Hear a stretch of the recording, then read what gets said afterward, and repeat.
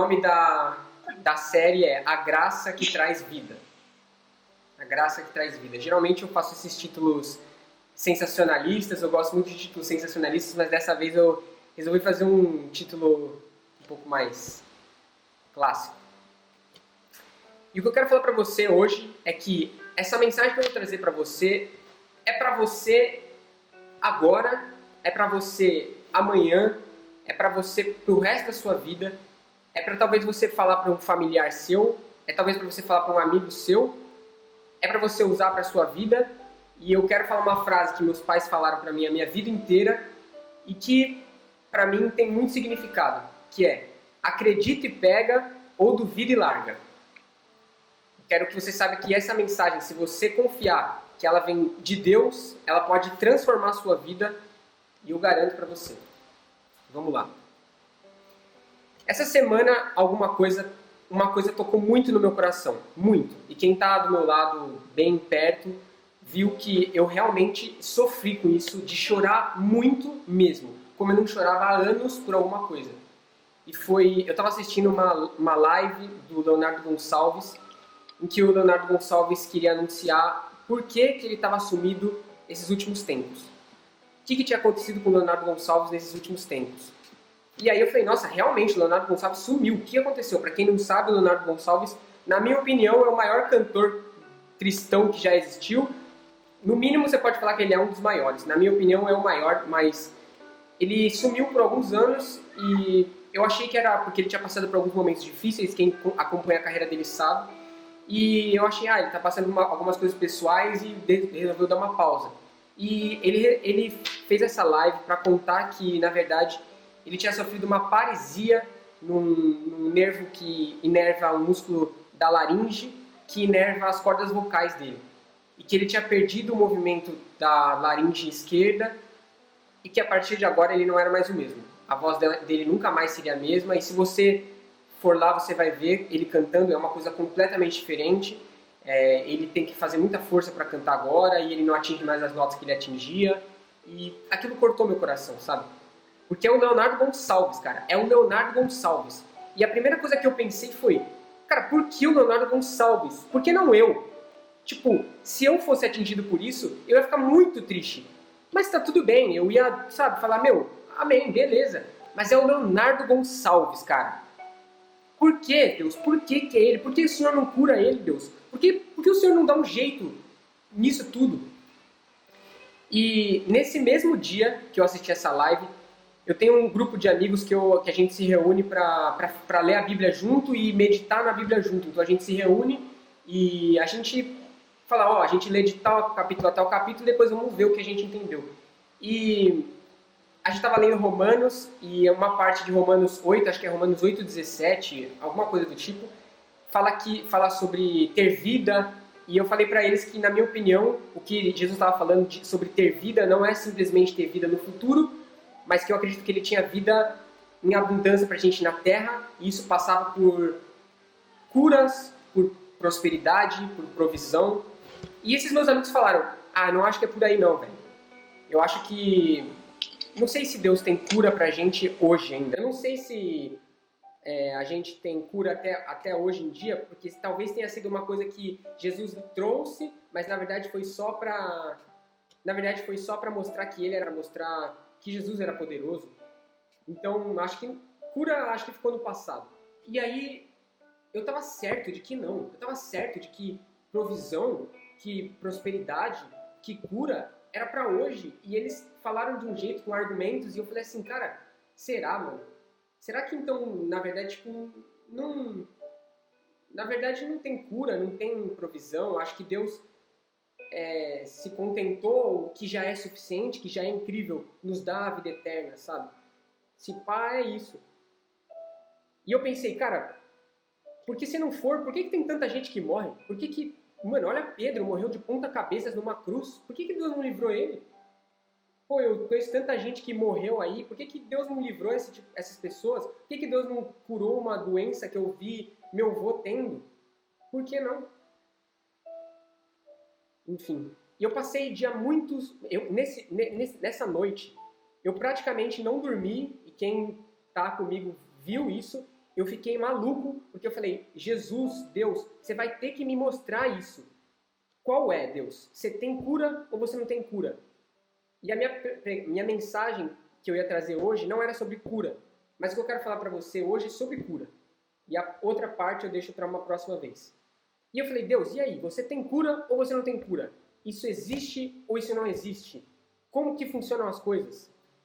E eu estudei muito e eu vivi dias intensos com Deus para aprender isso.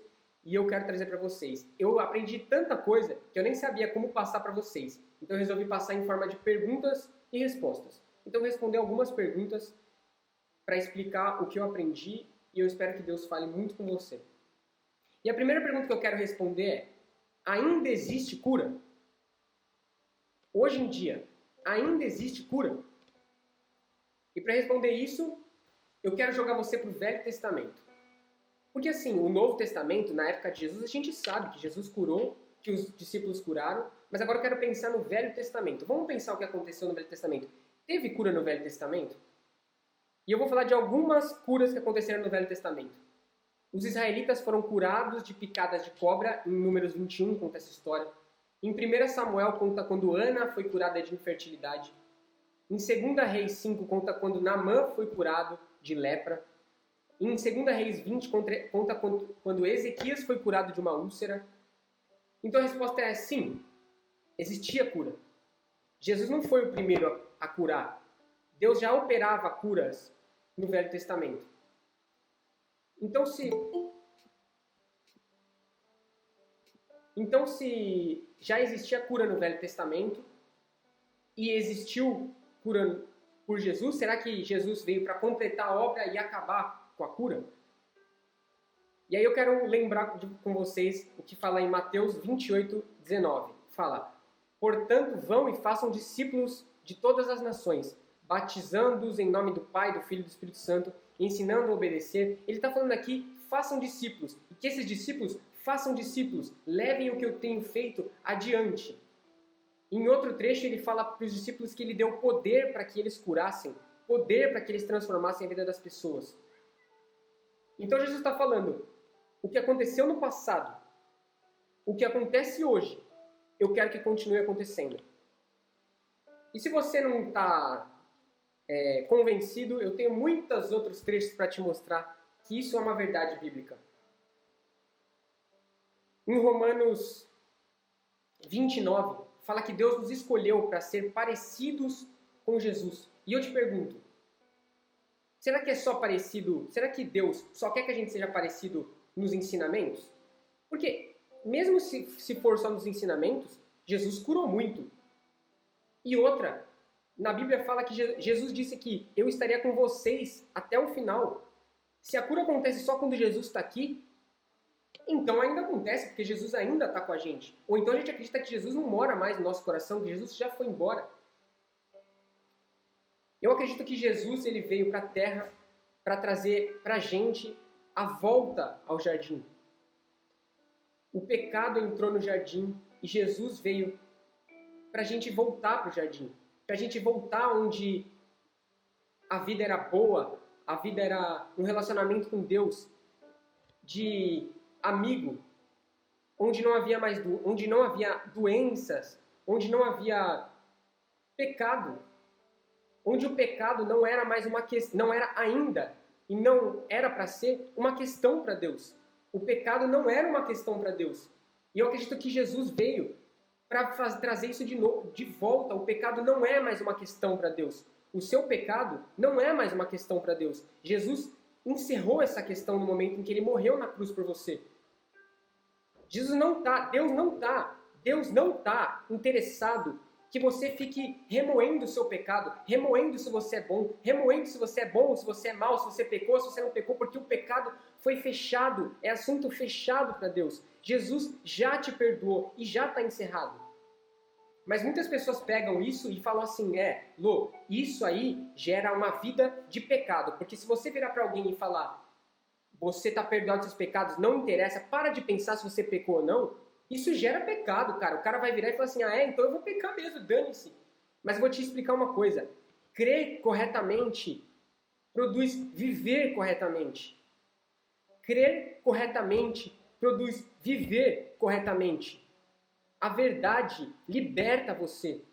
E vamos lembrar que Romanos 2,4, que a gente fala tanto aqui, diz que a bondade de Deus que leva à mudança de mente, a bondade de Deus que leva à mudança de vida. Não adianta você achar que é pelas suas próprias forças que você vai deixar o pecado de lado, porque você não vai deixar o pecado de lado. Mas o único que pode fazer você vencer o seu pecado, esse alguém é Jesus, cara. Esse alguém é Jesus. Em Hebreus 4,12 fala o seguinte: pois a palavra de Deus é viva e eficaz e mais afiada que qualquer espada de dois gumes, quer dizer, espada que corta dos dois lados. Ela penetra ao ponto de dividir alma e espírito. E eu vou explicar uma coisa para vocês. Essa questão que você acha que é moderna, talvez, sei lá, talvez você não ache, que o ser humano não sabe se nós somos matéria e imatéria, se a gente é alma, corpo, espírito, se a gente é dicotômico ou tricotômico. Essa é uma questão que já vem desde sempre. É uma questão que a humanidade sempre se questionou. E a Bíblia veio aqui para falar. E porque o ser humano não sabia até que ponto é a alma, até que ponto é o espírito, qual é o limite dos dois. Qual que é? E a Bíblia vem para falar assim, beleza, é tão difícil esse limite que a palavra de Deus, mas a palavra de Deus é eficaz para penetrar ao ponto de dividir alma e espírito. E eu quero te perguntar uma coisa. A palavra de Deus, ela penetra e ela não muda? Ela penetra, ela toca na alma, ela toca no espírito e ela não muda? Eu creio que ela muda. Mas aí você vai falar, beleza, ela muda, mas está falando de alma e espírito. Ela faz você, te limpa dos seus pecados. Mas olha o que continua falando Hebreus 4,12. Alma e espírito, juntas e medula. Juntas e medula é físico ou é espiritual? Medula é a parte interna de um osso longo, né, para quem estuda aí. Quer dizer o quê? Quer dizer que ela vai profunda. Ele não está falando que fica só na superfície, quer dizer que a palavra de Deus penetra no mais profundo do seu ser. E a palavra de Deus vai penetrar no seu ser e ela não vai gerar mudança? Ela vai gerar mudança. A bondade de Deus vai gerar mudança na sua vida. E se ela vai penetrar na sua carne, na sua alma, no seu espírito, eu creio de todo o meu coração que sim, ela vai penetrar na sua carne e vai sim trazer cura para a sua vida. Bom, antes de virar Romanos, vocês sabem que eu falo de Romanos o tempo todo, né? O tempo todo. Mas antes de Romanos 8 ser o meu versículo, o meu capítulo preferido, o meu capítulo preferido era Isaías 53. E Isaías 53 eu sei de cor praticamente, principalmente por causa de uma música do Projeto Sola. Se você não conhece, pelo amor de Deus, youtube.com, Projeto Sola, Isaías 53. É uma das músicas mais lindas que tem no mundo e ela é praticamente só cantando o que Isaías está falando. E ela conta a história de Jesus. Isaías é uma profecia inacreditável de Jesus. Eu sempre falo que Isaías 53 falou melhor de Jesus do que todos do Novo Testamento. De verdade, lê lá e vê se não é a história perfeita de Jesus, do início ao fim. E olha o que fala lá. Ele levou sobre si as nossas enfermidades e levou as nossas dores. Inclusive, meu amigo falou assim, enfermidades, o nosso velho homem. E eu falei, será que é? E aí eu fui pesquisar. No hebraico fala, enfermidades é kolé, que quer dizer doenças. E levou nossas dores. Dores eu fui pesquisar e é makov, que quer dizer dores. Tá, mas eu não estou convencido ainda. Eu acho que tá falando de curas da alma. Tá falando, é curas da alma, é doenças da alma. É o pecado. Então vamos olhar o que Mateus 8,17 fala. Jesus foi à casa de Pedro e viu a sogra dele de cama com febre. Jesus tocou na mão dela e a febre saiu dela. Primeiro eu quero falar para você que Jesus cura até sua febre, tá bom? A gente acha, nossa, minha febre é muito pouco, não vou orar por cura. Jesus orou por cura de febre. Então ela se levantou da cama e começou a cuidar dele. Depois do pôr do sol, o povo levou até Jesus muitas pessoas que estavam dominadas por demônios. E ele apenas com uma palavra expulsava os espíritos. e curava todas as pessoas que estavam doentes. Jesus fez isso para cumprir o que o profeta Isaías tinha dito. Ele levou as nossas doenças e carregou as nossas enfermidades. O que está acontecendo aqui? Jesus está curando as pessoas e Mateus olha e fala, cara, ele fez isso para que cumprisse Isaías de cura. É claro que é cura de demônio, está falando aqui, ele expulsou espíritos. Mas se você pegar que é só espíritos, por que ele tão... O contexto era de cura de doenças, cura de espíritos. Jesus chegou para trazer cura para a sua vida. E não só cura espiritual, cura de espíritos, mas cura de doenças. Jesus estava ali curando doenças, não tanto enfermidades da alma, do espírito, eu não sei exatamente, mas doenças da carne. O contexto era a cura de doentes ali. E a minha segunda pergunta é, beleza, Lohan, então tá, eu posso até acreditar que Deus tem cura, mas então por que algumas pessoas morrem de doença? Eu acredito, primeiro de tudo, eu acredito que as pessoas morrem de doença, primeiramente, elas não recebem a cura dela na doença. Um dos pontos. Eu acredito que as pessoas têm medo da cura. E eu vou te falar por quê. Muitas pessoas têm experiências muito ruins com cura. Então, de pessoas que da sua família que tinham muita fé e não foram curadas. Muitas pessoas que tinham, não sei, todo mundo conhece alguém que, pô, por que Deus não curou essa pessoa? Então, é melhor você acreditar que Deus não tem cura do que acreditar que Deus é mau e não curou aquela pessoa porque ele é mau. Então, eu prefiro acreditar que Deus não tem cura. Mas vamos imaginar numa igreja, se tem 10 pessoas doentes e 9 são curadas. 9 são curadas, não consigo fazer isso. 9 são curadas. E uma morre por causa de doença. Você vai virar e falar, ué, mas cadê Deus bom? Cadê o Deus bom que não curou aquela pessoa lá? E aí eu vou te ler uma coisa que está escrita em Apocalipse 21, 3 e 4. Ele enxugará dos seus olhos toda lágrima. O que ele está falando aqui? Ele está falando de quando a gente for para o céu. Ele enxugará de você todas as suas lágrimas. Não haverá mais morte, nem tristeza, nem choro, nem dor, pois a antiga ordem já passou. Sabe o que ele está falando aqui? Que o momento em que você vai receber a cura completa da sua vida é no céu. Então, em vez de olhar para aquela única pessoa que não foi curada, eu estou falando única como, sabe? Em vez de você olhar para essas pessoas que não têm a cura, imagina que elas, na verdade, Deus quis dar a cura completa para a vida dela. Deus quis entregar a maior cura que tinha, a maior de todas, que era a cura da tristeza, do choro, da dor, da morte. Mas a gente só consegue olhar para essa pessoa. Não consegue olhar que essa pessoa recebeu a cura completa e as outras 9 receberam cura. E imagina se a gente está numa cruzada de Billy Graham. Todo mundo conhece Billy Graham, um grande pastor que, cara, foi gigantesco e é gigantesco. Ele salva multidões, ele leva a palavra de Deus e transforma a vida de multidões. Se você quiser, pesquisa no YouTube, tá cheio de pregações dele. Era multidões que ele pregava. E multidões aceitavam a Jesus. Mas eram todas as pessoas que aceitavam a Jesus? Mas e aquela pessoa que não aceitou Jesus? Então ele deveria parar de falar de Jesus. Porque aquela pessoa não foi transformada. Então a palavra de Deus não transforma. Não, a gente não conhece o que Deus tem. Mas muitas pessoas foram transformadas. Muitas pessoas recebem cura. Mas tem pessoas que Deus trabalha de formas diferentes e a gente vai falar disso ainda.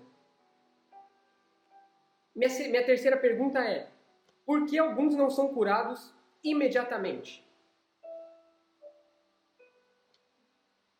Por que cara, por que o Leonardo Gonçalves não recebeu a cura dele imediata? Ele sofreu, curou. Ou ele nem foi, sei lá, nem recebeu essa doença. Inclusive, ele fala, se Deus quisesse me curar, talvez ele nem tivesse deixado essa doença me atingir. Acho que Deus não quer me curar. Ele fala isso na live, cortou meu coração. E eu vou contar uma história para você que está em Gálatas. Gálatas, Paulo fala que ele recebeu uma doença, Paulo curava, com as roupas de Paulo curavam. As roupas de Paulo curavam. E ele recebeu uma doença e não foi curado. Só que ele conta que ele foi para Galácia, que era uma cidade, e lá ele teve a oportunidade de pregar para os Gálatas. E hoje a gente lê o livro de Gálatas e fica impressionado com o que Paulo ensinou lá. O que isso quer dizer, mano? Quer dizer que Jesus, Deus, às vezes com a sua doença, ele quer glória para o reino dele. Ele vai usar a sua doença para a glória dele e não para o seu sofrimento. Deus não tem para você ficar numa cama sem propósito algum. Não, Deus não tem para você. Olha o que Tiago 1 fala. Meus irmãos, sintam-se felizes quando passarem por todo tipo de aflição, pois vocês sabem que quando a sua fé vence essas provações, ela produz perseverança. Que essa perseverança seja feita a fim de que vocês sejam maduros e corretos e não falhem em nada. O que ele está falando? Que às vezes a doença vai gerar em você algo que Deus quer em você. Deus não tem a doença simplesmente para você. Às vezes Deus não vai te curar, às vezes Deus não vai curar imediatamente porque Ele quer te ensinar alguma coisa, porque Ele quer te mostrar, Ele quer te aprimorar em alguma coisa. Mas você acha que Deus tem para você, Lohan, você acha que Deus tem para você, para mim, cura, doença por doença? Não. Sofrimento pro resto da minha vida? Não. Deus não tem isso. E Jesus é a prova disso, cara. Aliás, né, só rapidinho, Deus não dá doença, né? Sim. Ele aproveita, claro. Ele aproveita todas as coisas que cooperam para o bem. Ele pega uma doença que veio sobre a sua vida e te ensina algo. Mas eu estou falando por que a pessoa não é curada na hora. Talvez por isso. Talvez porque o evangelho vai ser glorificado como em Gálatas. Talvez porque Deus quer te ensinar alguma coisa. A quarta pergunta é, por que alguns não recebem cura? Porque, Lohan, você não pode negar que tem pessoas que não recebem cura. E essa pessoa tem fé pra caramba. E ela não recebe cura. E eu vou ler um trecho de Filipenses 1:23 para você. Pois para mim, viver é Cristo e morrer é lucro. Paulo está falando isso. Pois para mim, viver é Cristo e morrer é lucro. Mas se eu continuar vivendo, poderei ainda fazer algum trabalho útil. Então eu não sei o que eu devo fazer, o que eu devo escolher. Vou ler de novo. Então eu não sei o que eu devo escolher. Estou cercado por dois lados, pois quero muito deixar essa vida e estar com Cristo, o que é bem melhor. Porém, por causa de vocês, é muito mais necessário que eu continue a viver. Me perdi aqui. Que eu continue a viver. Aqui. E se é como eu estou certo disso, sei que continuarei vivendo e ficarei com todos vocês para ajudá-los a progredirem e a terem a alegria que vem da fé. Então, calma, a gente tem alguma coisa para aprender com o Paulo aqui. Ele pôde escolher,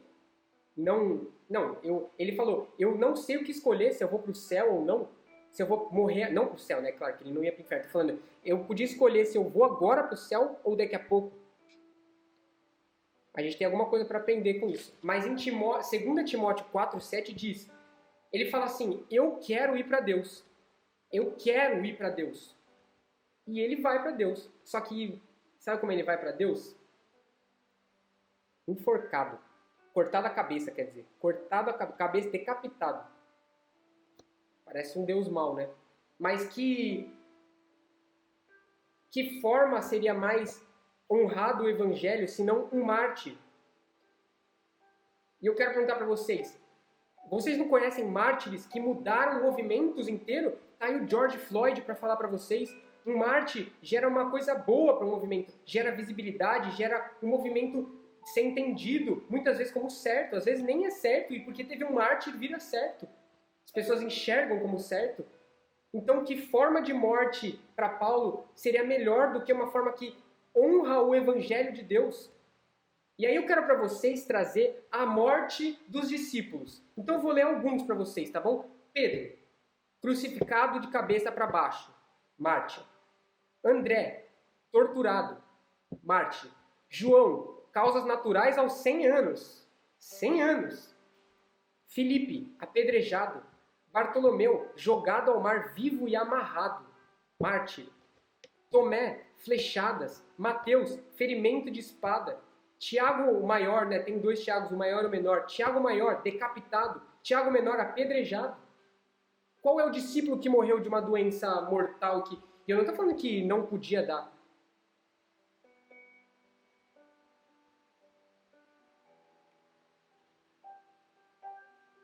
E, cara, eu conversando com a minha irmã, eu tava conversando sobre tudo isso que eu tava aprendendo, e ela me lembrou sobre a Santa Ceia, e eu percebi que eu nunca tinha entendido direito a Santa Ceia. E eu vou fazer uma pergunta para você. Por que a primeira coisa que Jesus fez foi: comam este pão em memória de mim? E jantou, e depois falou: bebam este vinho em memória de mim. Esta é a minha carne, e este é o meu sangue. Vou te perguntar uma coisa. Não era mais fácil ele falar: este é meu sangue, beba em memória da nova aliança, beba em memória do perdão dos pecados?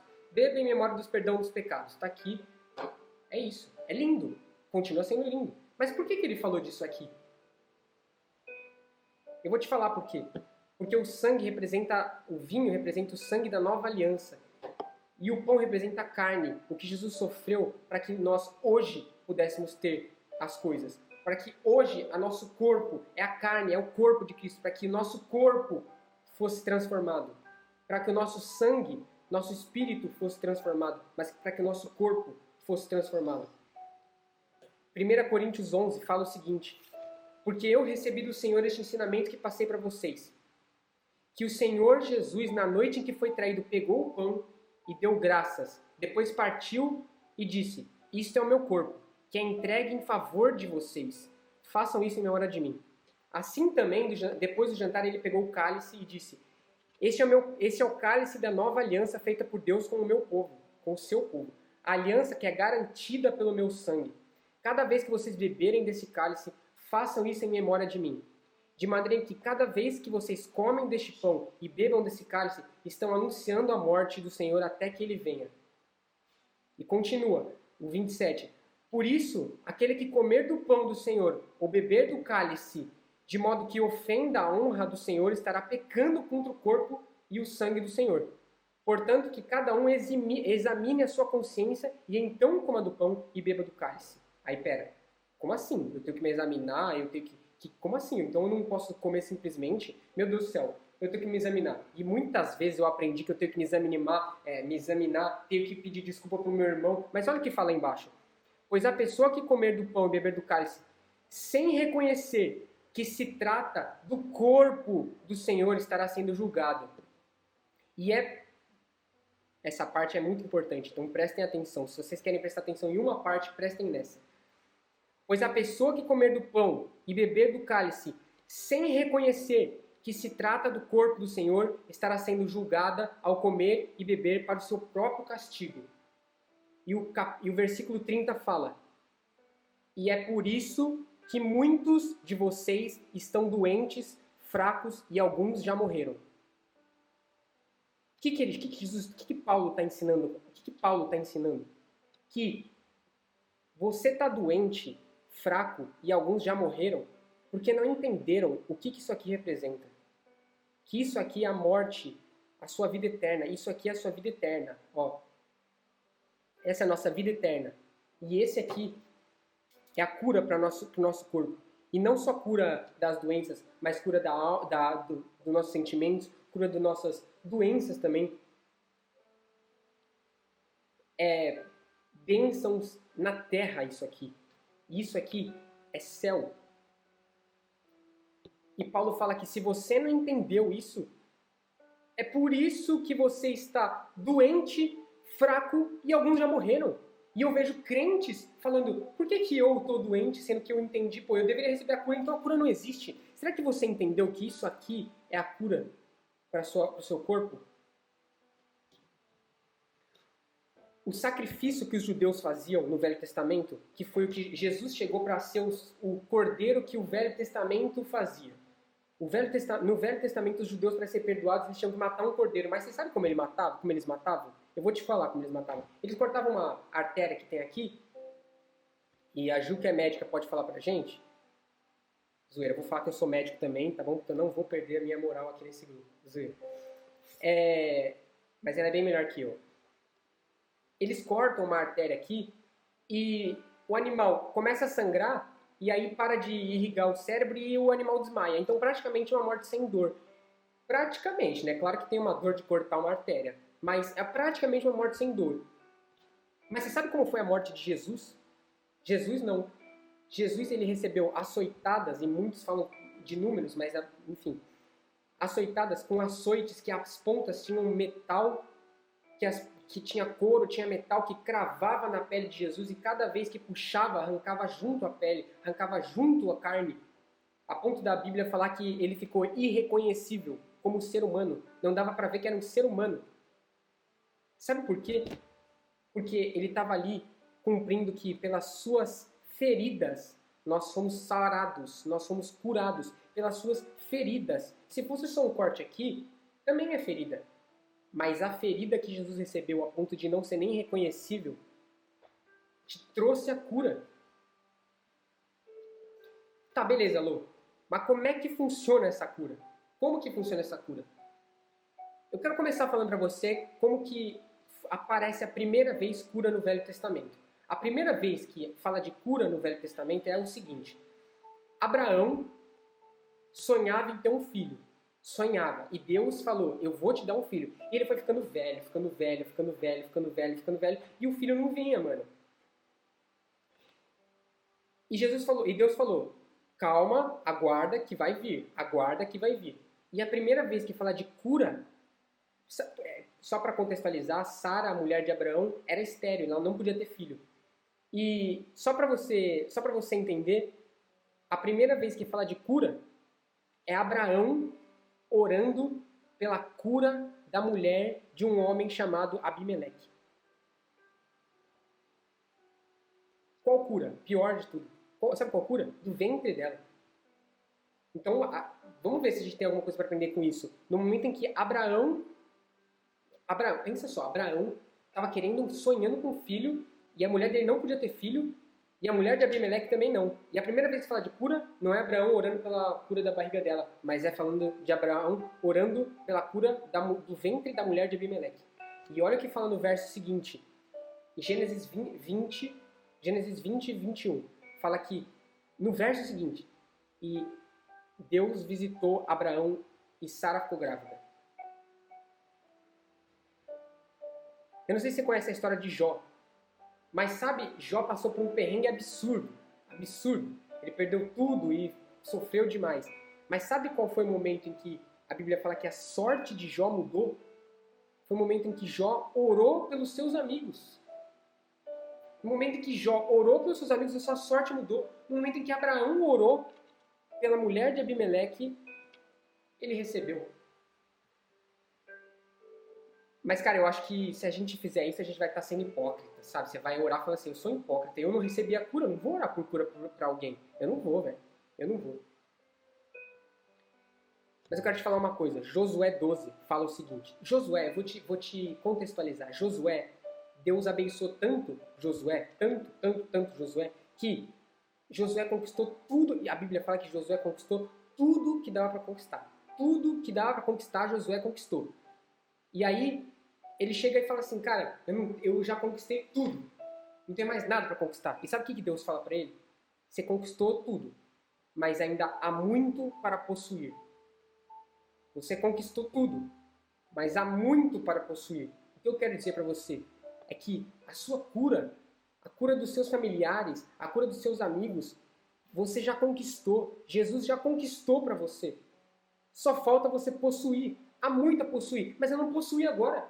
Mas Josué não tinha possuído agora. Ele vai possuir. Vai e possui a sua cura, mano. Vai e possui o que Deus tem para você. A nossa função é crer. Mas a manifestação é função de Deus. Lucas 30 conta uma história de quando Jesus, e eu prometo que eu estou acabando já. Lucas 30 conta uma história de que Jesus chegou em Nazaré, na cidade dele. Jesus chegou em Nazaré, na cidade dele. É como se, tipo, você... o Falgueira tá aí ainda? Não tá. Acho que o Falgueira saiu. É como se você... O Falgueira é talento no futebol. Saiu de casa para ir jogar bola.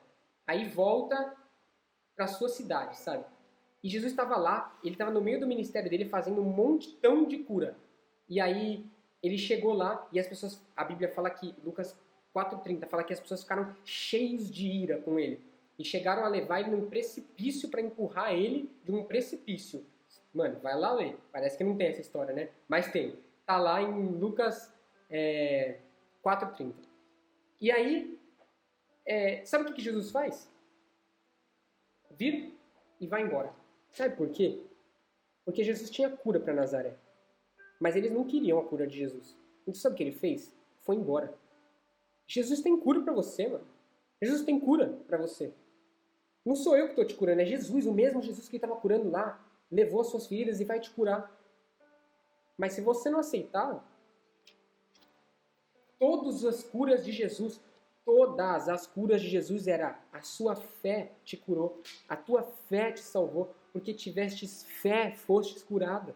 Todas as vezes que Jesus, alguém chegou acreditando que podia receber cura, recebeu. Todas as vezes que a pessoa teve fé, ela recebeu. Romanos 8:32.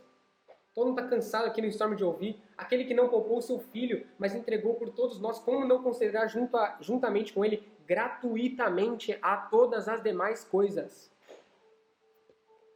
Todas as pessoas que receberam a cura, meu amigo, não eram judeus. Eram gentios, eram pessoas que não eram judias. E receberam a cura. Quanto mais você que é filho de Deus, cara.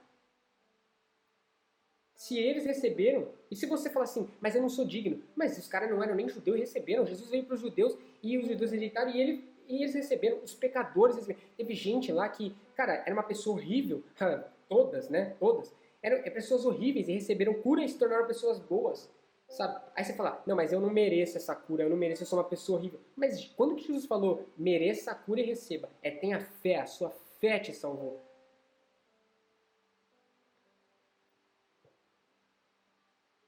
E eu quero terminar contando uma coisa, talvez, terminar, contando uma coisa que Deus falou comigo, que Deus revelou pra mim, que eu vou contar pra vocês e, cara, isso mexeu tanto comigo, porque eu nunca tinha lido desse jeito essa passagem, e eu fiquei chocado, falei, mano, Deus, você tá me mostrando uma coisa dessa, não sei se vocês sabem, mas eu faço medicina, e tipo, Deus falou comigo e ainda usou a minha profissão. Isso pra mim, cara, foi, sabe, sensacional. E eu vou falar pra vocês e vou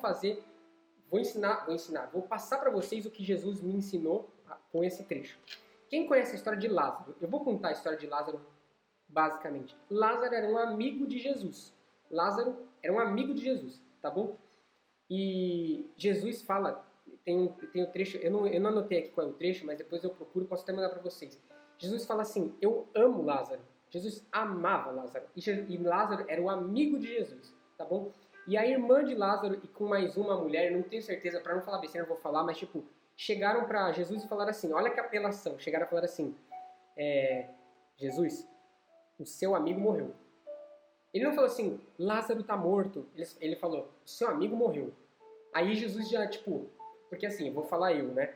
Vou falar eu não sei como Jesus, mas eu vou falar eu. Se eu tô ajudando uma pessoa aqui, alguém vira e fala assim, mano, o Fabrício, o Fezinho, o Paran, a Raquel, sabe, mano, tá precisando de você, eu falo, mano, eu sei que eu tô te ajudando, mas, velho, é meu amigo aqui mano, sabe, eu preciso ir lá, velho, foi mal, mano.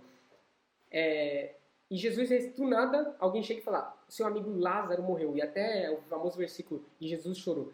Mas o que eu quero acabar contando pra vocês. Quando Jesus chegou lá, fazia 4 dias, e ó, vou pedir pra você uma coisa. Se você não prestou atenção em nada, só presta nessa. Esquece a outra que eu falei, presta nessa. Lembra só dessa.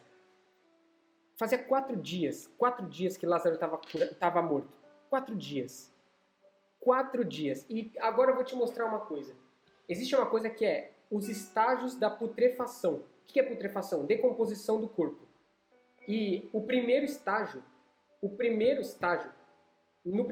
é o estado gasoso e tal, que libera gases, mas no primeiro estágio acontece um fenômeno que chama autólise. Você que está fazendo cursinho aí, já está ligeiro. Autólise é quando as suas enzimas, que estão no seu próprio corpo, só para deixar aqui nas suas lisozimas, tipo, as suas enzimas que estão dentro de você começam a te matar. Então a autólise acontece, uma morte por causa de você mesmo.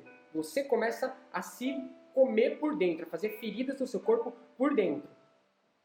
E aí tem várias etapas, depois algumas bactérias que estão no seu próprio intestino, por exemplo, começa decompor. Só sei essa palavra. Sei lá. Te decompor. Enfim. E o que eu quero falar para vocês é que quando Jesus chegou em Lázaro estava morto há 4 dias. E a física estava acontecendo lá, mano. A física estava acontecendo, a autólise, tudo acontecendo há 4 dias. Lázaro já estava destruído. Beleza? E aí Jesus chega lá, todo pá, e fala, Lázaro, vem para fora. E Lázaro ouve a voz de Jesus e sai para fora. E nessa hora, Deus falou comigo assim, cara, você tá entendendo? Eu não curei, eu não ressuscitei ele só.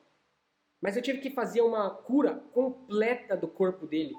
Eu curei ele por dentro e curei a vida dele. Eu ressuscitei ele e curei o que estava por dentro, entendeu? Estava acontecendo tanta coisa dentro do corpo dele que estava acabando com ele e Jesus curou tudo isso. E sabe o que Deus falou para mim? Que o que Jesus fez com Lázaro é o que ele quer fazer com a gente. É o que ele fez com a gente e quer fazer com a gente. Que é o seguinte, Jesus não morreu só para te dar a ressurreição da vida e te levar para o céu. Mas ele quer fazer a sua cura por dentro. Lázaro é só uma imagem. Porque quer ver quem são as pessoas que Jesus ama? Quem são agora os amigos de Jesus?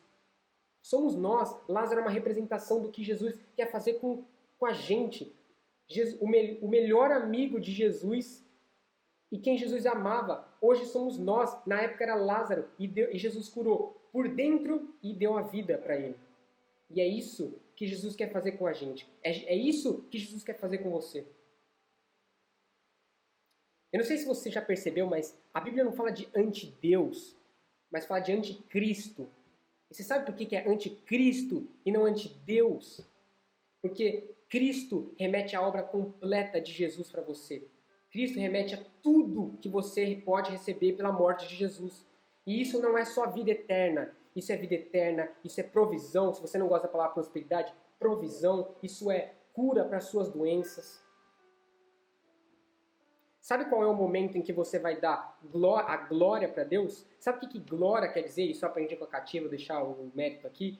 Sabe o que glória quer dizer? Tem um bicho aqui. Glória quer dizer assignar peso através de reconhecer valor.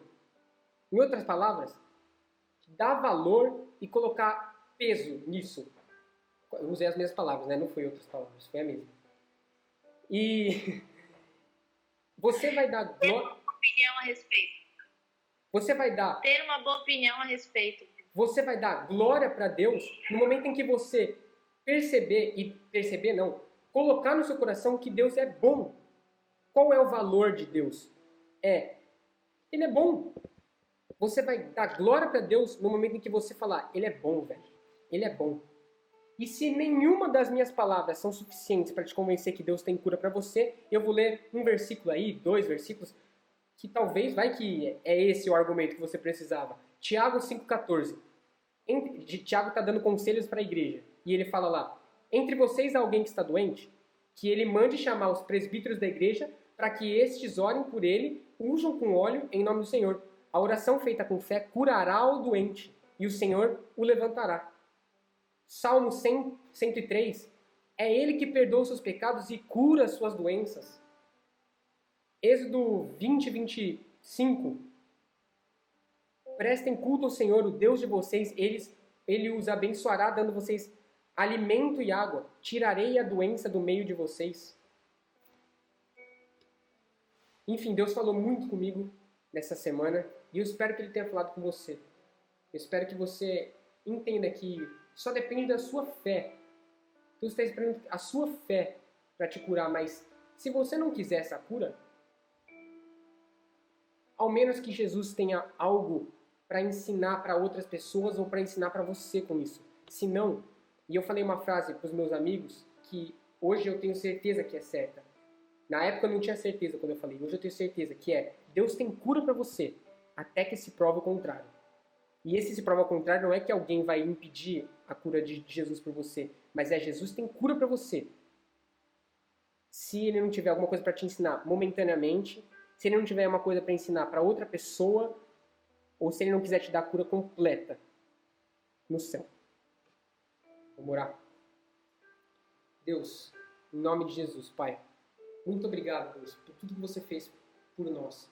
Obrigado por tudo que o Senhor fez na cruz, Deus. Obrigado porque o pecado é um assunto encerrado para Deus, porque o Senhor fez isso por mim na cruz, Pai. Obrigado porque na cruz eu tenho acesso a todo tipo de bênçãos, Pai. Obrigado, Deus. Obrigado, Pai, porque o Senhor é bom, Deus. Obrigado, Pai. Obrigado porque o Senhor me deu a vida eterna, me deu cura, Pai. Cura o meu corpo, Deus. Cura o que tem de errado, o que tem de ruim, os meus sentimentos, o meu corpo, a minha alma, o meu espírito, Deus. Cura minha alma, meu corpo, meu espírito, Deus. Penetra, Deus, mais profundo que o Senhor puder penetrar, Deus. Eu abro mão, Deus. Eu abro mão das minhas forças, Deus, para que seja sua força no meu lugar, Pai. Porque o Senhor é forte, hoje eu sou forte, Pai. Porque o Senhor merece o melhor, eu mereço o melhor. Porque o Senhor morreu na cruz, hoje eu mereço as bênçãos que o Senhor tem para o povo, como fala na sua palavra. Porque Jesus morreu, nós merecemos o que o Senhor tinha para o povo judeu naquela época, Deus. Obrigado, Pai. E eu tomo posse das bênçãos que o Senhor tem por mim, Deus. Obrigado porque tudo se resume em a graça é boa, Deus. Tudo se resume em Jesus morreu por mim e agora eu sou perdoado, eu sou limpo. Obrigado, Jesus. Obrigado. Tira de nós todas essas amarras, Deus, que a gente aprendeu, Deus. Tira de nós, Deus. Tira de nós isso que nos faz duvidar, Pai, do que o Senhor tem por nós, Deus. Muito obrigado, Deus. Obrigado por ter falado comigo, Deus. Em nome de Jesus. Amém.